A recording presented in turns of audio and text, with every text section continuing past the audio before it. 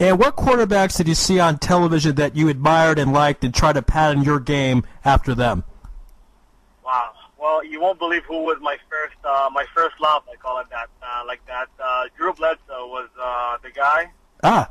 And he got injured, and then I got to Carson Palmer like 4 or 5 years ago, and he got injured. And now, last 2 years, I was seeing a lot of Peyton Manning, and guess what? He's injured now too. So I guess we have a problem here. So I'm not going to say right now who I watch, because I want to see him. I want to see him keep playing.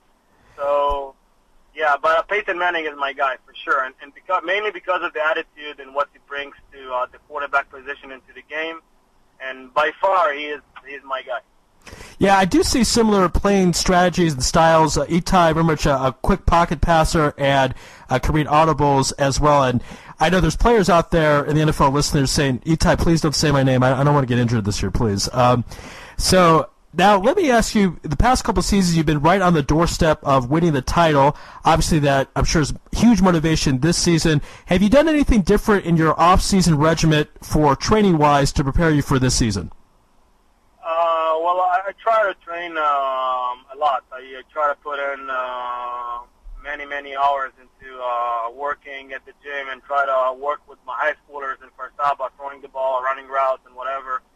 I think you got to be more of and that team-wise, we got to be a very balanced offense, meaning we got to be able to run the ball well and pass the ball well, because what we've seen from the last couple of years, that balanced teams are doing pretty well. And I think we got to get good at that angle, not only throwing the ball pretty well, but also running it pretty well, and we got to be able to close the games. We remember what happened last year, and I take a lot of it on myself at the end, and we got to be able to close and wrap it up. So I would say it's just the tip of the ice. It just added 5%, 10%, because we did a good job, and it was pretty good, and it was looking good, but we couldn't close it. So I would say being a bit more complex, being a bit more sophisticated, that's something that I would try to do this year. And, of course, with the Pioneers, you have an excellent running game, Jared Wallerstein, Kobe Nimrod, and a lot of great players out of the backfield. Have you had a chance to, obviously you practice with the team, but have you had a chance to discuss with the running backs how you want to achieve that balance of the passing and the running game? I think, first thing first, we got to try a lot of things and see at the beginning what is working and what is not, and then throw a bit out of the playbook and add some stuff to the playbook and see what is what. So we have very good running back, very good fullback, a tremendous offensive line. We just got to stick everything together and being comfortable with each other. That takes time. It's not going to be happening in October or November. We hope it's going to be sticking till mid-season, and it's going to be in its top form just before playoffs, and we're going to be fine. But we're working hard. The team has a great attitude to the game, great people on the field, off the field, and we're going to work hard as we can and hopefully take it all the way. Now, Itay, you won an MVP in this league. You played in the title game. At the end of the year, if your team does not win a championship, do you consider that a disappointment? Well, I didn't win an MVP. I think I didn't win an MVP in the league. Just to mention, I'm sorry, All-IFL quarterback, I believe, a few years ago. Yeah, but, right. But we'll give credit to the guys who won MVP. And yeah, I was All-IFL, and we almost won a championship. But for me, the game is just being as best as we can as a team, and as my part as the offensive side of the ball, being the best offense we can. I'm even sometimes when we won the games and we weren't good, I was disappointed, almost like we lost, because we want to be. And me as a quarterback, I want to be as best as I can, and that's the main target, as a strategic target that we put up to ourselves. But for sure, winning a championship is a must.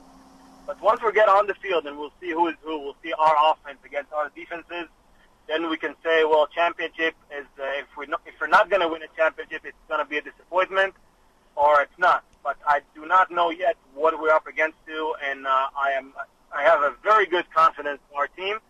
But but we gotta see other teams. We gotta give respect to other teams, and of course, and then we'll see where we're at. Yeah, it's funny you bring that up because I recall early last season, a game that the Lions were victorious. You came off the field and you were bummed and upset, disappointed, not because obviously the Lions won, because you thought you didn't play your best. So are there games where even, like you mentioned, your team plays well, they win, but you're not at your best and you do treat it almost as a loss? Well, I try to keep that attitude, and even though sometimes, I remember me and you were talking at the end of the game, and you were surprised to see me very upset and pissed off. Right. But a lot of times that happens with my attitude because I truly want to perform my best, and I'm disappointed if it's not happening. And for sure we want to win, but I know deep down that if we're not going to, me personally and the team, we're not going to perform the way we should, then we're going to lose the big game. So it doesn't matter if you win this game or that game, but the big game, the game you should win, the semifinal, the final, if you're not going to play the best, you're going to lose. And unfortunately, that happened to us, that happened to me last 2 years, and finals and semifinals. So that's why I try to keep this mentality of being tough upon myself, being tough on my offense, and just pushing it to be the best we can all the time. Now, Itay, your home games, I believe, are going to be at Tel-Aviv University Stadium. Is that still the plan? Yeah, exactly. It's a great facility. It is. It's an excellent facility. I want to ask you about that. You have palm trees, a nice snack bar, just a nice area. Are you concerned that might be a distraction during the game at all? Well, I hope the smell of the hot dogs and the steaks, and I don't know what they're going to do there, is not going to be a distraction. But it's just a tremendous feel. It's a great location. It's just beside the main roads of Tel Aviv, and it's a lot of parking spaces, and it's just a great place. And of course, they're very good turf. So I'm very excited about our home game. All right, Itay Ashkenazi, the man under center for the Tel Aviv Pioneers. Good luck this season. We look forward to seeing you in person and broadcast your games on Israel Sports Radio. Thanks, Ari. Great talking to you guys soon again, and I hope to see you soon on the field and broadcasting us winning.